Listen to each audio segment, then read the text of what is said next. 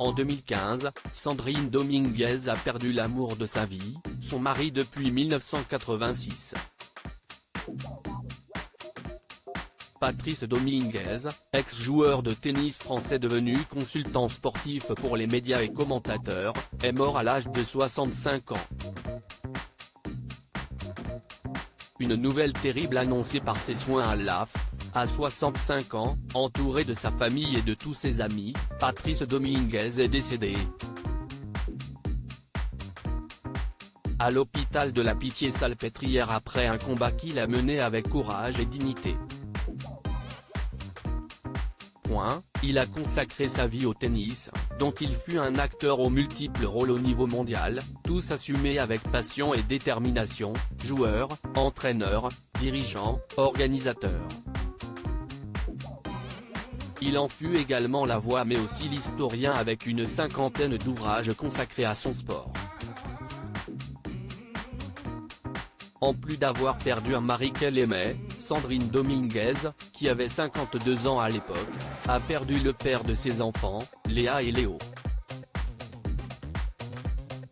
Patrice Dominguez, classé numéro 1 français à 2 reprises pendant sa carrière, en 1976 et 1978, et qui a entraîné Henri Lecomte et Fabrice Santoro, est mort le 12 avril 2015, des suites d'un cancer du poumon.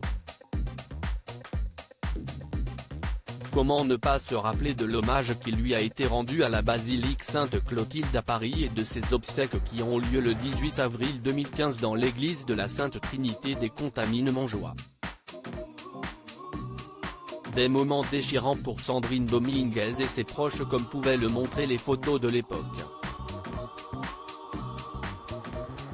La vie après le deuil un peu plus d'un an après la mort de son mari, qui a été en 1978 le premier joueur de tennis français à devenir commentateur sportif, elle s'apprêtait à devenir grand-mère.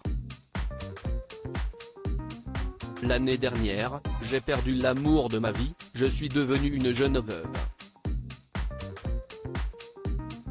Mais dans quelques mois, je serai une jeune grand-mère, avait-elle confirmé non sans émotion.